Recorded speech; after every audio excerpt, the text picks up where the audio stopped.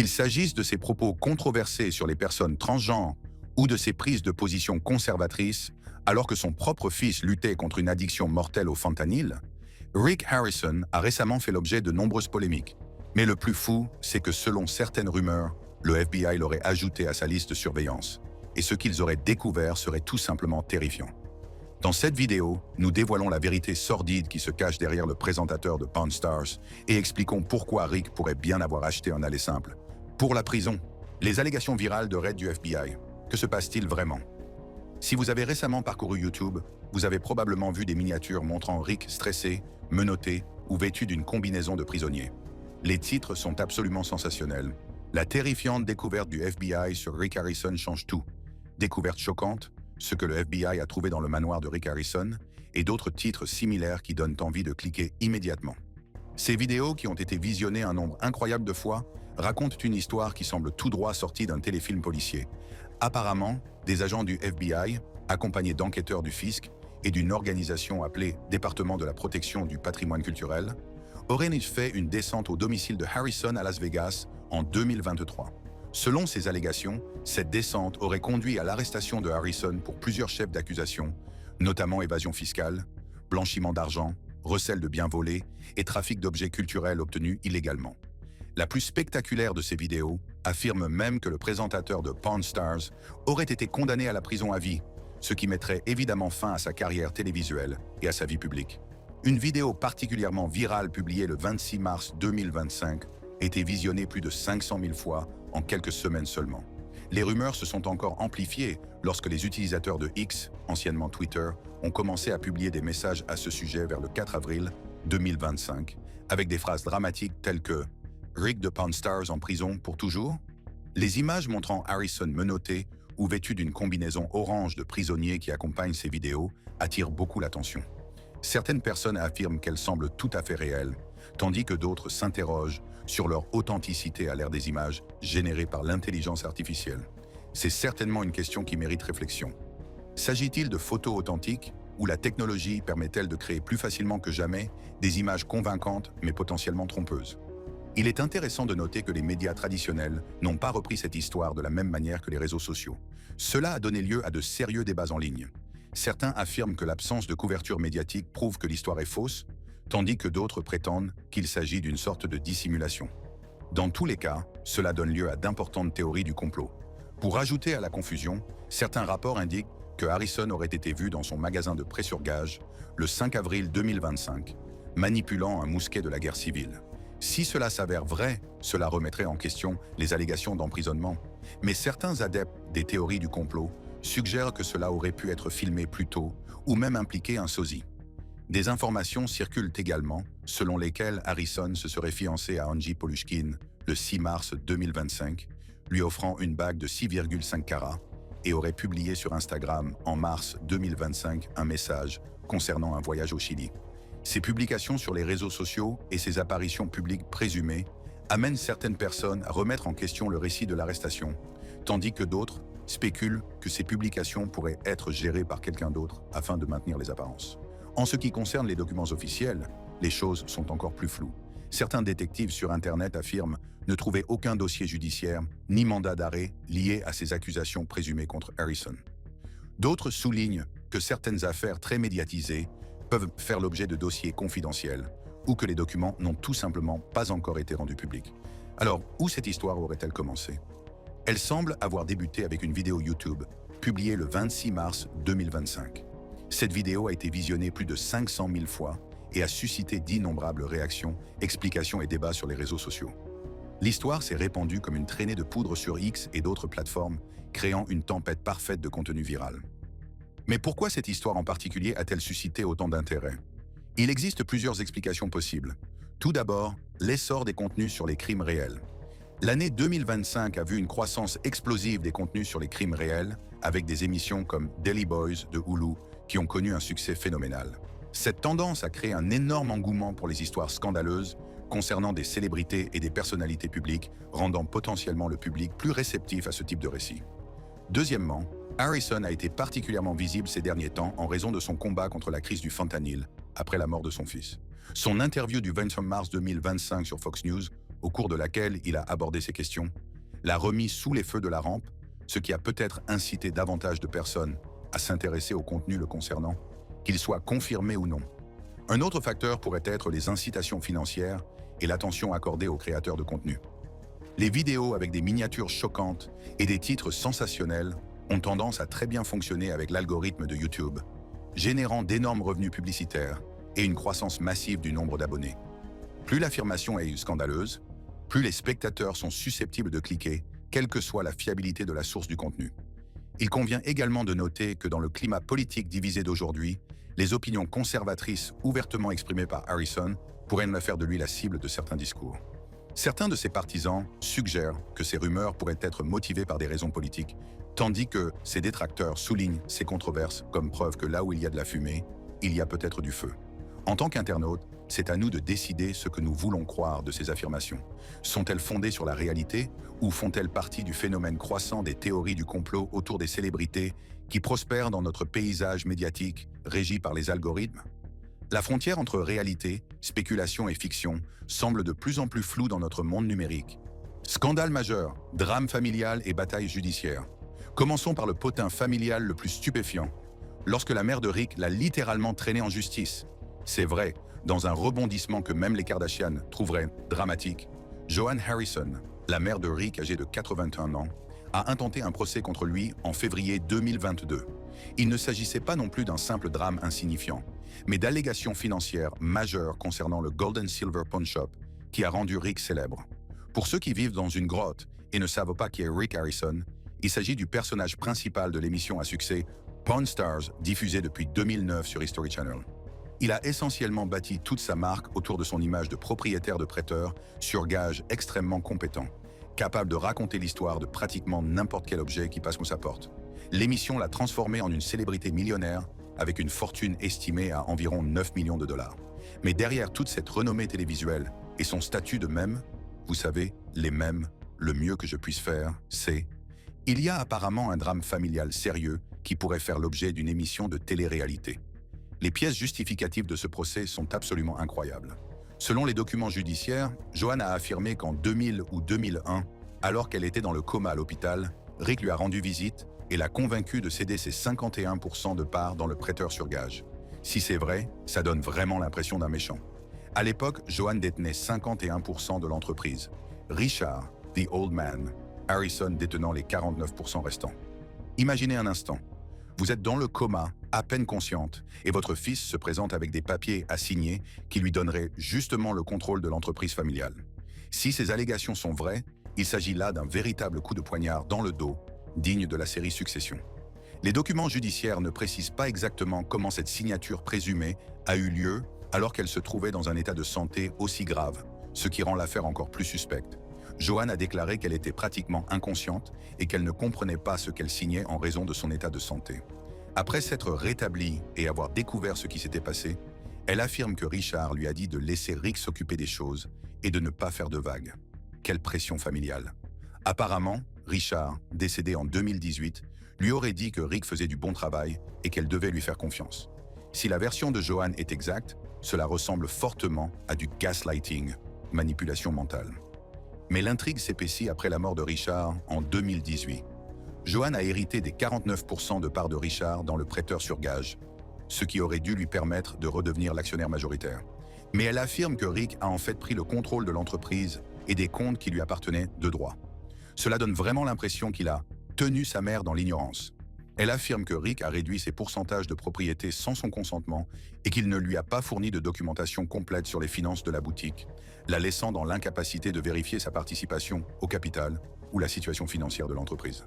La plainte affirmait que Joan avait droit à 47,5% du Gold and Silver Pawn Shop, 50% du GNS Pawn Shop, 35% des Harrison Properties et 100% de Jorish. Ce sont là des participations importantes qu'elle revendique. Et n'oubliez pas qu'il ne s'agit pas d'un prêteur sur gage quelconque, mais d'une entreprise de renommée mondiale qui est au cœur de l'une des émissions les plus populaires de History Channel. La valeur de ces entreprises, grâce au succès de l'émission télévisée, se chiffre en millions. Il ne s'agit donc pas ici de petite monnaie. Joan a également affirmé que Rick avait obtenu un prêt de 3 millions de dollars en utilisant ses actifs comme garantie à son insu, ce qui est très inquiétant sur le plan financier. Imaginez que vous découvriez que quelqu'un a contracté un prêt de plusieurs millions de dollars en utilisant votre propriété comme garantie sans même vous en informer. C'est le genre de choses qui ferait littéralement faire une crise cardiaque à n'importe quel conseiller financier. Elle a également affirmé que 500 000 dollars en argent et 100 000 dollars en espèces provenant du trust familial avaient tout simplement disparu. Un demi-million de dollars en argent disparu? Ce n'est pas exactement quelque chose que l'on égare derrière les coussins du canapé. La situation financière devient encore plus confuse. De 2018 à début 2020, Rick envoyait à Joanne des paiements mensuels de 25 000 dollars au titre de sa part des bénéfices. Mais début 2020, il a réduit ce montant à 20 000 dollars.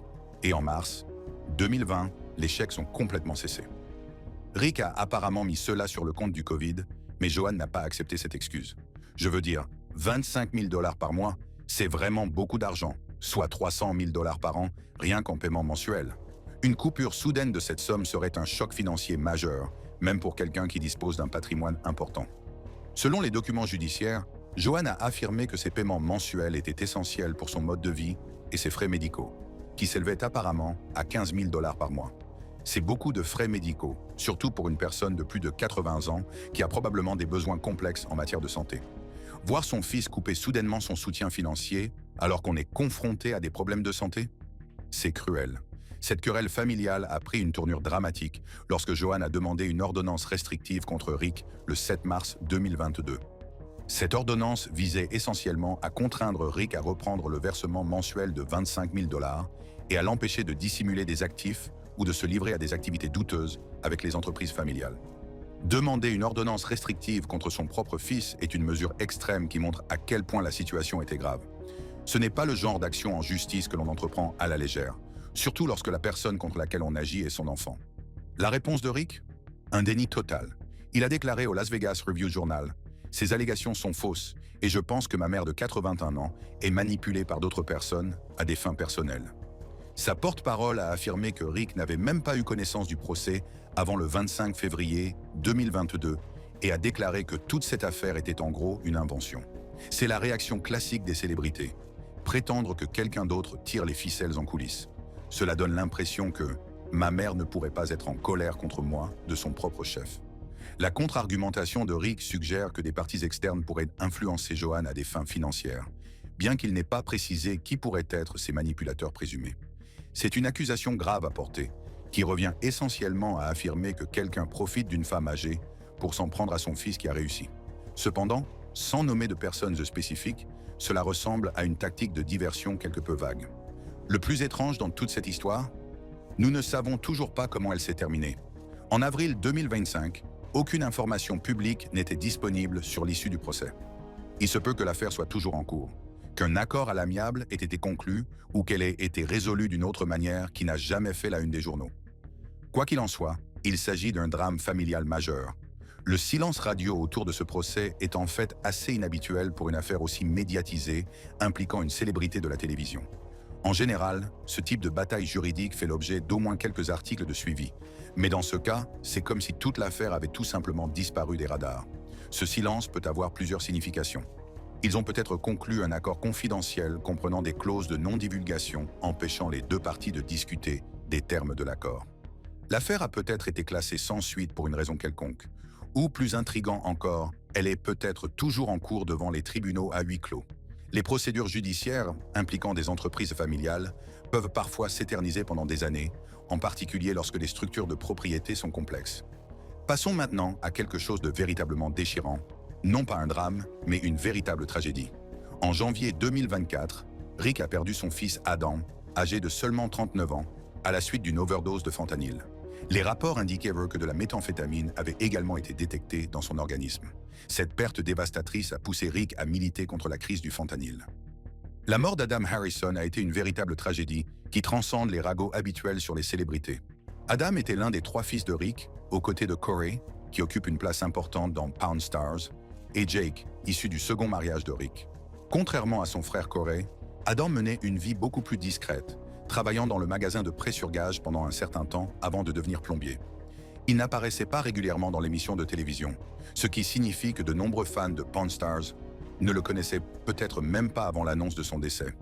Rick s'est montré très engagé politiquement après le drame, affirmant que des politiques frontalières plus strictes auraient pu empêcher la mort de son fils. Ces déclarations ont suscité à la fois des soutiens et des réactions négatives, certains louant son engagement, tandis que d'autres dénonçaient le lien entre les politiques d'immigration et la toxicomanie comme problématique. Le deuil peut souvent pousser les gens à chercher un exutoire à leur colère et à leur douleur, et pour Rick, la sécurité aux frontières semble être devenue cet exutoire. Dans des interviews, il a explicitement lié l'overdose de son fils aux drogues qui traversent la frontière sud, une position qui correspond à ses opinions politiques conservatrices exprimées précédemment. Si les overdoses de fentanyl constituent effectivement une crise grave aux États-Unis, avec des dizaines de milliers de décès chaque année, les experts en toxicomanie et en santé publique soulignent souvent que la lutte contre la toxicomanie nécessite une approche multiforme qui va au-delà de la simple sécurité des frontières. Cela implique notamment d'élargir l'accès au traitement, de s'attaquer aux causes profondes de la toxicomanie et d'améliorer les ressources en matière de santé mentale.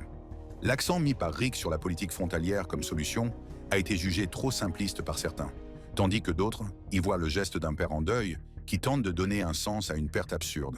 Dans une interview déchirante où il revient sur cette perte un an plus tard, Rick déclare qu'il remet tout en question depuis la mort d'Adam. L'émotion brute qui transparaît dans cette déclaration nous offre un rare aperçu de l'homme derrière le personnage de télévision. Malgré son sens des affaires et ses négociations musclées à l'écran, Rick Harrison reste un père qui a perdu son fils à cause d'une épidémie dévastatrice qui touche des familles partout en Amérique. Ce genre de perte change une personne à jamais, et on peut voir à quel point cela a transformé les déclarations publiques et le militantisme de Rick. Contrairement à son frère Corey, qui occupe le devant de la scène dans Pawn Stars, Adam menait une vie plus discrète, travaillant dans le magasin de prêt-sur-gage avant de devenir plombier. Ce contraste entre les deux frères, l'un sous les feux de la rampe, l'autre choisissant une vie plus privée, ajoute une autre couche de complexité à la dynamique familiale. Il soulève également des questions sur l'impact de la célébrité de la télé-réalité sur les membres de la famille qui ne recherchent pas nécessairement ce genre d'attention publique. Passons maintenant à un autre procès impliquant Rick, cette fois-ci avec un vétéran du Vietnam handicapé. En mai 2012, Daniel Callahan, un vétéran du Vietnam âgé de 62 ans qui utilisait une canne, a poursuivi Rick et son père pour agression présumée dans leur boutique de prêt-sur-gage. Selon la plainte, en octobre 2011, Callahan s'est rendu dans le magasin pour faire évaluer son fusil modèle 96B.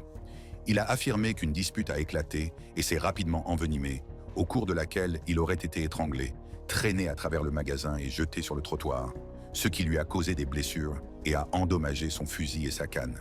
Ce n'est pas exactement le service à la clientèle que l'on attend d'un établissement réputé. Les détails de cet incident sont tout simplement incroyables.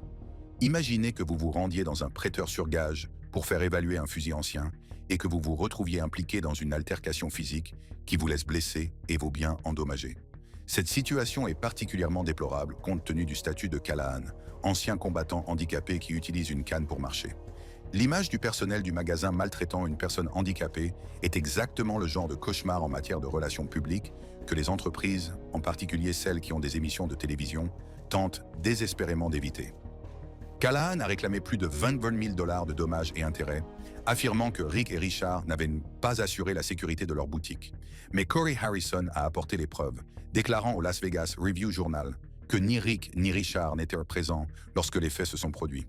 Selon Corey, Callahan s'est comporté comme une carène, devenant absolument furieux, une arme à la main et 4000 personnes qui attendaient, et la sécurité a dû intervenir.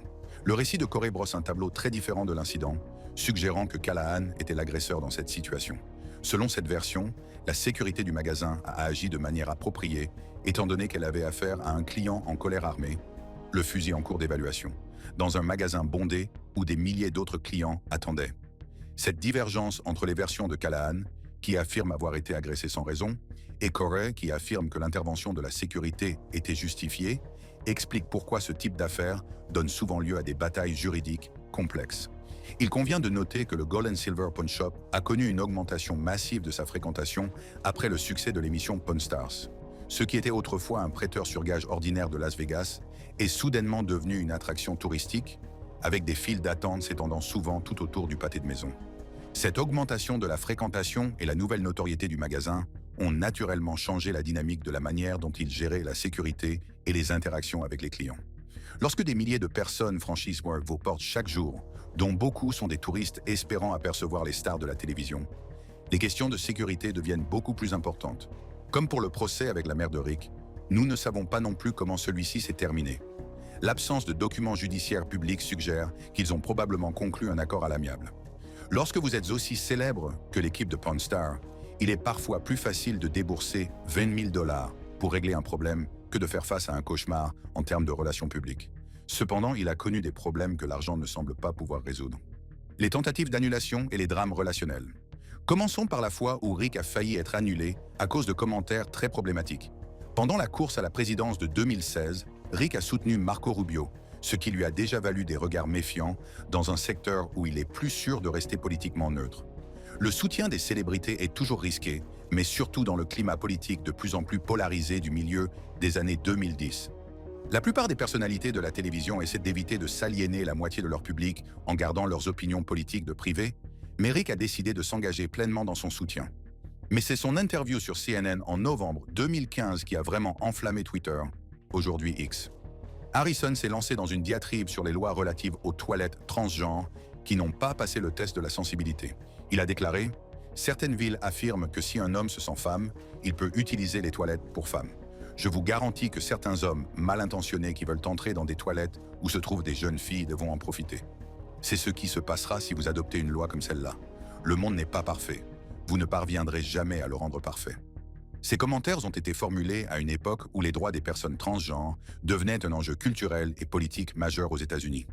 Plusieurs villes et États débattaient ou mettaient en œuvre des mesures de protection permettant aux personnes transgenres d'utiliser les toilettes correspondant à leur identité de genre, et ces politiques se heurtaient à une résistance importante de la part des politiciens et des commentateurs conservateurs. En se lançant dans ce débat, Harrison s'est aligné sur la position conservatrice selon laquelle de telles protections pourraient potentiellement mettre en danger les femmes et les filles, une affirmation que les défenseurs des LGBTQ+, et de nombreux chercheurs ont toujours contestée, estimant qu'elle reposait sur la peur plutôt que sur des preuves. Oups! La réaction a été immédiate, et les marques ont voulu se distancier de cette prise de position. Harrison a perdu plusieurs contrats publicitaires, comme le rapporte le magazine Outfront. Rick Harrison, star de l'émission à succès Pawn Stars sur History Channel, a déjà perdu plusieurs contrats publicitaires après avoir annoncé publiquement son soutien au candidat républicain à la présidence Marco Rubio. Cela montre à quelle vitesse les conséquences commerciales de déclarations controversées peuvent se concrétiser dans le paysage médiatique actuel. Les entreprises sont de plus en plus conscientes du sentiment des consommateurs et s'empressent de prendre leur distance avec les personnalités dont les déclarations pourraient aliéner une partie de leur clientèle. Harrison a rejeté toute la responsabilité sur la police politiquement correcte libérale, qui ne voit pas la loi des conséquences imprévues, mais les critiques ont souligné que ces craintes n'étaient étayées par aucune preuve concrète. Cette déviation vers la culture politiquement correcte est devenue une réponse courante lorsque des personnalités publiques se sont critiquées pour des déclarations controversées, en particulier sur des questions d'identité et de justice sociale. Elle présente la réaction négative comme une censure, plutôt que comme une critique légitime, positionnant l'orateur comme une victime d'un politiquement correct excessif, plutôt que comme quelqu'un qui subit les conséquences de ses propos. Malgré la controverse qui a fait exploser ses contrats de sponsoring, Harrison n'a jamais présenté d'excuses, du moins pas publiquement. Il a poursuivi son engagement politique conservateur depuis lors. Dans une interview accordée à Fox News en 2018, Harrison s'est qualifié de « plutôt libertaire », affirmant qu'il pensait qu'un gouvernement moins présent conduisait à une meilleure économie. Cette identité politique, ajoutée à son soutien au candidat républicain, fait de lui une sorte d'exception à Hollywood et dans l'industrie du divertissement. Bien qu'il existe certainement d'autres célébrités conservatrices, celles-ci ont tendance à moins exprimer leurs opinions, en particulier ces dernières années, alors que l'industrie du divertissement est de plus en plus associée à la politique progressiste. Parlons d'une autre controverse commerciale qui a fait le buzz sur Internet. En 2013, le prêteur sur gage Gold & Silver Pawn Shop s'est retrouvé impliqué dans un scandale lié au vol d'une collection de pièces de monnaie. La collection de pièces de David Walters, d'une valeur de 50 000 $, a été volée par sa propre nièce, Jennifer Beckman, une trahison familiale majeure. Beckman a vendu les pièces au prêteur sur gage Rix en 3 fois, empochant au total 12 375 $. C'est là que les choses se compliquent. Le prêteur sur gage, ignorant que les pièces avaient été volées, a suivi la loi du Nevada qui autorise la fonte immédiate des pièces qui ne font pas partie de bijoux. Ainsi, lorsque Walters a signalé le vol le 27 novembre 2013 et que la police a contacté le prêteur sur gage le 5 décembre, les pièces avaient déjà été fondues et avaient disparu à jamais. Bien que le magasin n'ait pas été légalement responsable, Cette affaire a soulevé des questions éthiques concernant les exceptions prévues par la réglementation du Nevada en matière de prêt sur gage. Les pièces de collection de grande valeur doivent-elles être traitées différemment des autres objets potentiellement volés? Les pièces fondues avaient beaucoup plus de valeur pour les collectionneurs en tant que pièces intactes qu'en tant que métal brut, ce qui rendait la perte particulièrement douloureuse pour leurs propriétaires d'origine. Ce décalage entre la valeur de collection d'une pièce et sa valeur à la fonte crée une situation où tout le monde est perdant, sauf le voleur. Le propriétaire d'origine perd des objets irremplaçables et le prêteur sur gage perd la valeur supplémentaire qu'il aurait pu réaliser en vendant les pièces à des collectionneurs plutôt qu'en les fondant. Cet incident a suscité un débat important sur la réglementation des prêteurs sur gage au Nevada. Devrait-il y avoir une période d'attente pour les pièces de monnaie comme c'est le cas pour les autres objets mis en gage? Le détective Greg Watkins a confirmé que le magasin avait respecté la lettre de la loi, mais beaucoup ont estimé que c'était la loi elle-même qui posait problème. Les pièces avaient une valeur bien supérieure à leur valeur de fonte pour les collectionneurs, ce qui représentait une double perte pour le propriétaire initial. Cette controverse a mis en évidence les tensions entre la nécessité pour les forces de l'ordre de récupérer les biens volés, les droits des propriétaires d'origine, les aspects pratiques de la gestion d'un prêteur sur gage et la préservation d'objets de collection potentiellement précieux. Bien que le prêteur sur gage Gold & Silver Pawn Shop ait agi en toute légalité, le résultat, des objets de collection irremplaçables détruits, une victime de vol incapable de récupérer ses biens et le prêteur sur gage privé de l'argent qu'il avait versé, n'a satisfait personne. Cette affaire a permis de mettre en lumière une lacune spécifique dans la réglementation du Nevada en matière de prêt sur gage, qui aurait pu passer inaperçue. En attirant l'attention sur cette question, elle a potentiellement contribué à des discussions sur la réforme de ces lois afin de mieux protéger les collectionneurs tout en permettant aux prêteurs sur gage de fonctionner efficacement. L'attention du public sur cette affaire, amplifiée par la notoriété du prêteur sur gage grâce à l'émission Pawn Stars, a peut-être contribué à mettre en évidence un problème réglementaire qui touche de nombreuses personnes, mais qui fait rarement la une des journaux. Pour Rick Harrison, personnellement, cet incident a représenté un type de controverse différent de ses déclarations politiques ou des procès familiaux. Dans ce cas, lui et son magasin respectaient toutes les lois applicables et les pratiques standards du secteur, mais se sont néanmoins retrouvés au centre d'un défi en matière de relations publiques. Cela illustre comment, même lorsqu'elles opèrent entièrement dans les limites légales, les entreprises peuvent être confrontées à des questions éthiques et à l'examen minutieux du public, en particulier lorsqu'elles sont très médiatisées en raison de leur exposition à la télévision. Cela nous amène à la fin de cette vidéo. Pour découvrir d'autres vidéos intéressantes comme celle-ci, cliquez sur les cartes qui s'affichent à l'écran.